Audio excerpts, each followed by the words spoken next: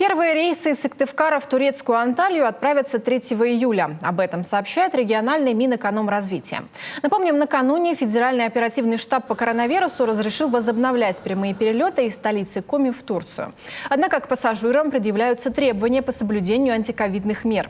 Так, при вылете пассажир должен иметь при себе любой из следующих медицинских документов: отрицательный тест на коронавирусную инфекцию, анализы должны быть сданы не более чем за 3 дня до прибытия в страну, сертификат о полном курсе вакцинации от COVID-19, его нужно получить минимум за 14 дней до въезда, справку о перенесенном заболевании COVID-19 в течение последних 6 месяцев на английском языке или экспресс-тест на антиген к коронавирусу с негативным результатом, сделанный за 2 дня до прибытия в Турцию, также на английском языке.